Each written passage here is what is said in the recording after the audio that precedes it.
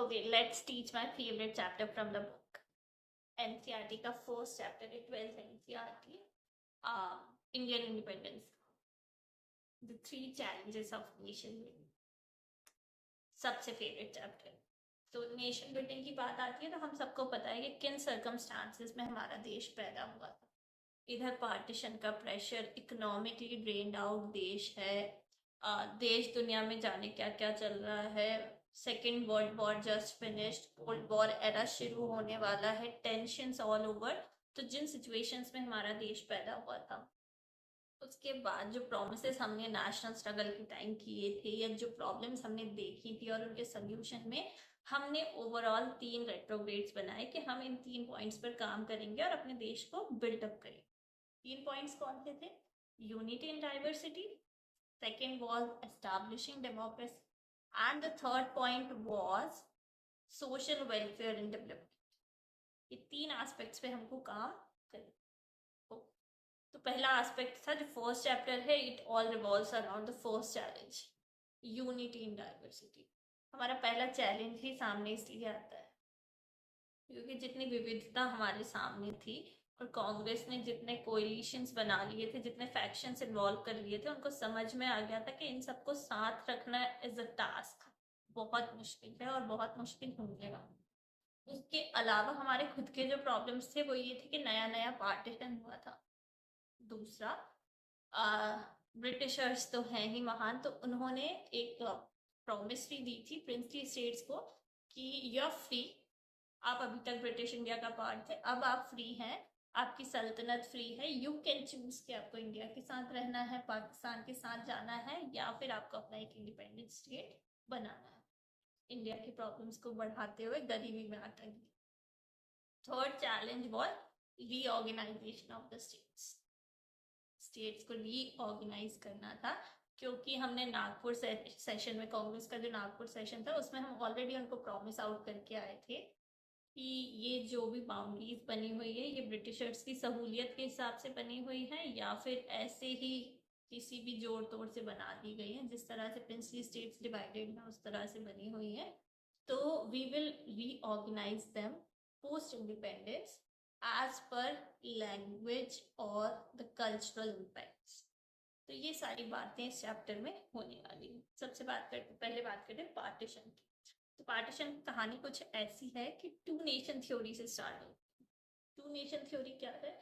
तो जो हमारे मोहम्मद अली जिन्ना थे, हमारे नहीं थे, मोहम्मद अली जिन्ना थे मुस्लिम लीग के हेड, ही डिसाइडेड कि या तो मुझे आप प्राइम मिनिस्टर बना दीजिए। उनकी पॉलिटिकल एस्पिरेशन इतनी बढ़ गई थी कि या तो आप मुझे प्राइम मिनिस्टर बना दीजिए और we will go for a separate nation, या तो आप मुस्लिमों को इतना हक दीजिए इस देश में कि वो इसकी हिंदू पॉपुलेशन को पूरी तरह खत्म कर दें, या आप हमको हमारा एक पोर्शन अलग करके दे दीजिए, we will have a separate nation. मुझे प्राइम मिनिस्टर बनना है, चाहे मैं इस देश का बनूं चाहे उस देश का बनूं। Congress was against it, Congress इसके खिलाफ थी। फिर भी जब सिचुएशंस हाथ के बाहर चली जाती हैं, जो मुस्लिम लीग है वो अपने लोगों को भड़काना शुरू करती है, जब दंगे भड़कना शुरू हो जाते हैं, तो इट वॉज डिसाइडेड कि एक अलग सेपरेट देश कर दिया जाना चाहिए। तो पाकिस्तान की डिक्लेरेंस हो गई कि एक अलग देश बन रहा है। अब बनेगा कैसे? तो फिर से 3 चैलेंजेस आ जाते हैं, 3 ऑप्शंस अवेलेबल है कि या तो देश को ऐसे काट दिया जाए या फिर ऐसे काट दिया जाए, वर्टिकल और हॉरिजॉन्टली देश को डिवाइड कर दिया जाए। बट वो गलत था क्योंकि हिंदू पॉपुलेशन ज़्यादा थी कंपैरेटिवली मुस्लिम पॉपुलेशन की। तो एक थर्ड रास्ता निकाला गया कि जिस जिस जगह पर मुस्लिम पॉपुलेशन ज़्यादा है वो एरिया जो है पाकिस्तान को दे दिया गया। That too was not possible. क्यों? क्योंकि यहाँ से लीजिए तो भोपाल मुस्लिम पॉपुलेशन है, हैदराबाद, लखनऊ, पंजाब, बंगाल, ये कुछ ऐसे पोर्शंस थे जहाँ पर मुस्लिम पॉपुलेशन ज़्यादा थी। और अगर आप इनको डिवाइड करते तो इंडिया का कुछ हिस्सा पाकिस्तान के पास जा रहा है। इंडिया, अगर आप यहाँ से जा रहे हैं, दिल्ली से आप लखनऊ जा रहे हैं, तो आपको पाकिस्तान के वाया पाकिस्तान जाना पड़ेगा। तो दैट प्लान ऑल्सो ड्रॉप्स। फिर बुलवाया जाता है कि ऐसा करते हैं, कुछ बाहर बाहर के पोर्शन दे दिए जाएंगे पाकिस्तान को। तो जो सेपरेट पोर्शंस थे, पंजाब और बंगाल का पोर्शन जिसको ईस्ट पाकिस्तान और वेस्ट पाकिस्तान में डिवाइड किया गया था, तो रेड क्लिफ को बुलवाया गया। उन्होंने बाउंड्रीज बना दी। बाउंड्रीज बना दी गई तो पोर्शन डिवाइड हो गए। अब 14-15 अगस्त को अनाउंस कर दिया गया कि ये पाकिस्तान है और ये इंडिया है। अब यहाँ भी 3 प्रॉब्लम्स आती हैं। क्या? एक तो माइग्रेशन की प्रॉब्लम। जो लोग वहाँ पर रहते थे उनको रातों रात अपने घर खाली कर दूसरी जगह जाना था। जो उनकी पुरुषों की जायदाद थी, संपत्ति थी, उसको छोड़कर दूसरी जगह उनको जाना पड़ा। तो दैट वाज वन प्रॉब्लम। फिर प्रॉब्लम शुरू होती है कि कौन कौन सा पोर्शन रखेगा। वहाँ पे जो माइनॉरिटीज थी उनकी प्रॉब्लम स्टार्ट हो जाती है। तो हजारों लाखों लोग बॉर्डर के इस पार आए, हजारों लाखों लोग बॉर्डर के उस पार गए। दंगे शुरू हुए, फसाद शुरू हुए, कम्युनल जोन्स बन गए। सिख हिंदू मुस्लिम एरियाज में नहीं जाते थे, मुस्लिम्स हिंदू और सिख के एरिया में नहीं आते थे। इस तरह पार्टीशन हुआ, हजारों लाखों लोग बेघर हुए। जो रिकॉर्ड आता है वो कुछ 80 लाख लोगों को आता है, बट वी ऑल नो कि वो रिकॉर्ड इससे बहुत ज़्यादा है। इसकी बात आती है, हजारों लाखों लोग अपंग कर दिए गए, मेम्ड देम, रेप्ड देम। औरतों को ज़बरदस्ती अगवा कर लिया जाता था, उनका धर्म बदल दिया जाता था, उनकी ज़बरदस्ती शादी करवा दी जाती थी, उनका रेप किया जाता था। तो बहुत कुछ हुआ उस पार्टीशन में, and it was totally unplanned. ना सरकार तैयार थी, ना लोग तैयार थे, बस कर दिया गया। और ना इसको संभालने के लिए कुछ किया गया, क्योंकि सरकार को ऐसा लगता था कि कुछ दिनों का दंगा है, भड़क कर और फिर शांत हो जाएगा। बट ऐसा हुआ नहीं। कई हफ्तों, महीनों, इवन सालों तक ये जंग जो है जारी रही। इसके बाद आती है इसके बाद प्रॉब्लम आती है कहाँ पे? सिर्फ सामान नहीं बांटे गए या ज़मीनें नहीं बांटी गई, आपके छोटे से छोटे paper clips, instruments, army, police administration, files, सब कुछ बांटा गया। और जो पोइट्स हैं वो इसको लिखते हैं डिवीजन ऑफ हर्ट, दिलों का डिवीजन लिखते हैं, ना कि डिवीजन ऑफ लैंड। ये कहानी खत्म होती है पार्टीशन की। अब कहानी शुरू होती है प्रिंसली स्टेट्स की। तो टोटल हमारे पास थे 565 प्रिंसली स्टेट्स। 565 प्रिंसली स्टेट्स में से वही ब्रिटिशर्स का ऑर्डर कि यू आर फ्री नाउ, आप इंडिया चले जाइए, आप पाकिस्तान चले जाइए, या अपना इंडिपेंडेंट स्टेट बना लीजिए। तो व्हाट दे डिसाइडेड, अब इस अनाउंसमेंट के बाद से ही प्रॉब्लम शुरू हुई। सबसे पहले त्रावणकोर के राजा अनाउंस करते हैं कि भाई हम फ्री रहेंगे। फिर हैदराबाद के निज़ाम कह देते हैं मैं भी फ्री रहूंगा। भोपाल के निज़ाम कह नहीं पाते because he was a part of constituent assembly.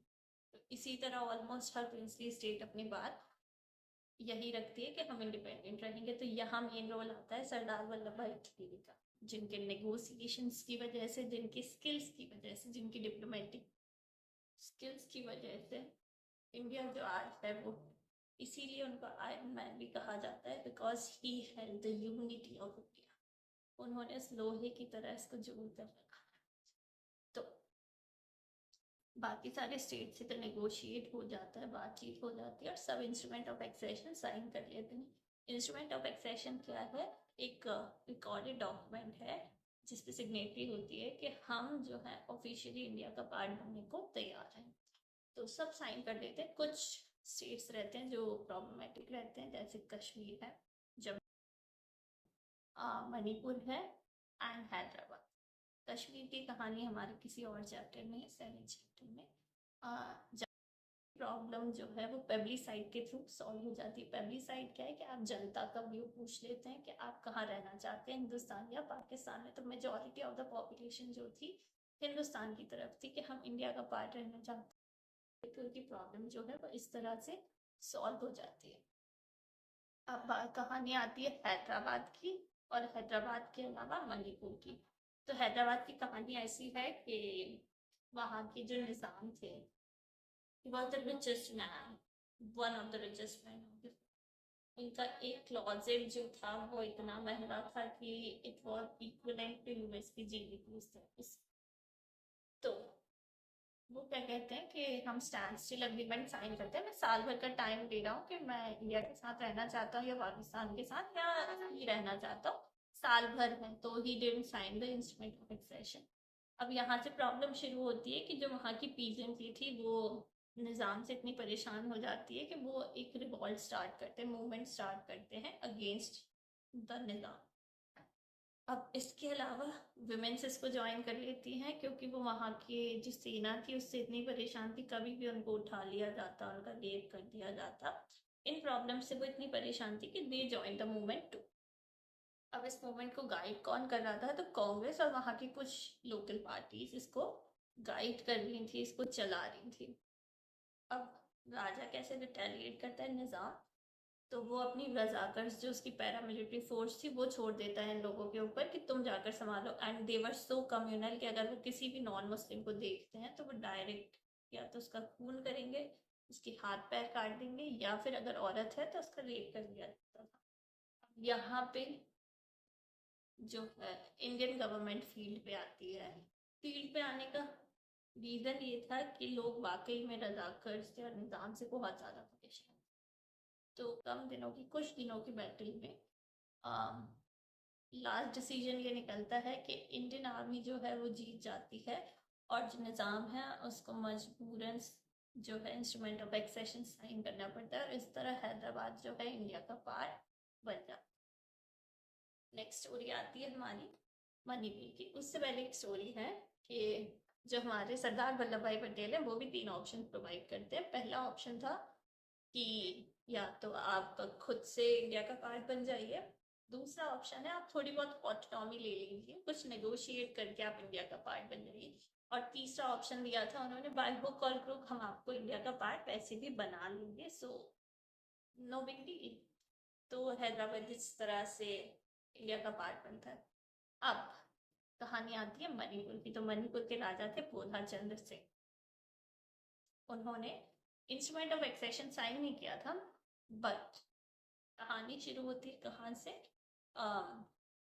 जब लोग डिमांड करते हैं कि हमको भी कॉन्स्टिट्यूशनल बेनिफिट्स चाहिए, तो वो एक मोनार्कल कॉन्स्टिट्यूंसी वहाँ पर बना देते हैं कि आप जो है थोड़ा बहुत आपको डेमोक्रेटिक राइट्स मिल जाएंगे, बाकी यहाँ पर मोनार्की बनी रहेगी। तो पहले यूनिवर्सल फ्रेंचाइज के हिसाब से जो इलेक्शंस होते हैं वो करवाए जाते हैं मणिपुर में। इंडिया के पहले यूनिवर्सल फ्रेंचाइज के इलेक्शंस होते हैं। उसके बाद गवर्नमेंट से निगोशिएट करते करते वहाँ की जो लेजिस्लेटिव असेंबली कभी एग्री नहीं करती थी कि हम इंडिया का पार्ट बन जाए। एथनिसिटी इतनी थी। तो जब बातचीत होती है इंडियन गवर्नमेंट की और बोधा चंद्र सिंह की, तो वो नेगोशिएशन में वो बिना लेजिस्लेटिव असेंबली से डिस्कस किए वो इंस्ट्रूमेंट ऑफ एक्सेशन साइन कर देते हैं with a little bit of autonomy. तो वो यहाँ पर उन्होंने इंस्ट्रूमेंट ऑफ एक्सेशन साइन किया और उसका विरोध आज तक भी मणिपुर में हमको देखने को मिलता है। तो ये हो गई हमारी प्रिंसली स्टेट्स की कहानी। अब तीसरी कहानी आती है reorganisation of states. Reorganisation of states कहाँ से शुरू होता है? नागपुर सेशन से शुरू होता है। तब जो है नेशनलिस्ट मूवमेंट के लीडर्स प्रॉमिस करते हैं कि जब हम आज़ाद हो जाएंगे तो लिंग्विस्टिक बेसिस पे जो है बाउंड्रीज रीड्रॉ करेंगे, हमारी इंटरनल बाउंड्रीज को वापस बनाएंगे। बट पार्टीशन का ट्रॉमा नया नया था, इतना सब कुछ देख चुके थे, तो दे पोस्टपोन इट के ऐसा करते हैं, इसको बात के लिए छोड़ देते हैं। अभी ऐसा करना जो है हमारी यूनिटी के लिए बहुत बड़ा खतरा हो सकता है। इतना करते हैं, उसके बाद शुरू होती है अगली कहानी। विशाल आंध्रा मूवमेंट शुरू होता है आंध्र प्रदेश से कि हम जो है तेलुगु स्पीकिंग लोग हैं, हमको हमारा अलग स्टेट चाहिए, हम लोग के साथ रह नहीं सकते, मद्रास प्रोविंस में रह नहीं सकते। तो यहाँ से कहानी को मोमेंटम कब मिलता है? पोती श्रीरामुलु एक वेटरन गांधीयन थे, उन्होंने प्रोटेस्ट स्टार्ट किया, हंगर स्ट्राइक पे चले गए और कुछ 52 डेज की हंगर स्ट्राइक के बाद उनकी डेथ हो जाती। यहाँ से मोमेंटम मिलता है, दंगे होते हैं और फाइनली जो सेंट्रल गवर्नमेंट है वो आंध्र प्रदेश को एक अलग स्टेट बना देती है। अब एक को बनाया था तो वेरी ऑब्वियस कि सब डिमांड स्टार्ट करेंगे कि हमारा भी अलग करो, हमारा भी अलग करो, हमारा भी अलग करो। तो एक कमीशन बिठाई जाती है, स्टेट्स रीऑर्गेनाइजेशन कमीशन 1953। तो उनको कहा जाता है कि आप सर्वेस कीजिए कि आप लिंग्विस्टिक बेसिस पे बाउंड्रीज रीड्रॉ करना सही है गलत है जो भी है, तो उसकी रिपोर्ट आती है 55 में कि हाँ लिंग्विस्टिक बेसिस पे जो है बाउंड्रीज रीड्रॉ की जा सकती है। 1956 में आता है स्टेट रीऑर्गेनाइजेशन एक्ट। 14 स्टेट्स और कुछ 7 यूनियन टेरिटरीज बना दी जाती हैं उसके under on the basis of languages. कहानी रीऑर्गेनाइजेशन की यहीं ख़त्म नहीं होती या नेशन बिल्डिंग की यहीं ख़त्म नहीं होती है। बहुत सारे स्टेट्स इसके बाद अलग हुए हैं। पंजाब अलग हुआ, हिमाचल अलग हुआ, मुंबई गुजरात अलग हुए, तेलंगाना अलग हुआ, छत्तीसगढ़ अलग हुआ, हिमाचल अलग हुआ, उत्तराखंड अलग हुआ, बिहार झारखंड अलग हुए। तो ये कहानी ना वहाँ खत्म हुई है ना वहाँ खत्म होने वाली है। स्टेट रीऑर्गेनाइजेशन की जो प्रोसेस है या फिर नेशनल बिल्डिंग की जो प्रोसेस है वो एक कंटिन्यूस प्रोसेस है। वो किसी एक मोमेंटम पे जाके या किसी एक पल पे जाके खत्म हो नहीं सकती। That's not possible. तो एक जो वो डेमोक्रेसी के लिए खतरा माना जा रहा था कि लिंग्विस्टिक बेसिस पे अगर डिवीजन कर देंगे तो हमारा देश टूट जाएगा, वो एक्चुअली में एक वरदान साबित हुआ है इंडियन डेमोक्रेसी के लिए या इंडियन डेमोक्रेसी की यूनिटी के लिए। अभी भी बरकरार है, 75 साल से ऊपर हो चुके हैं।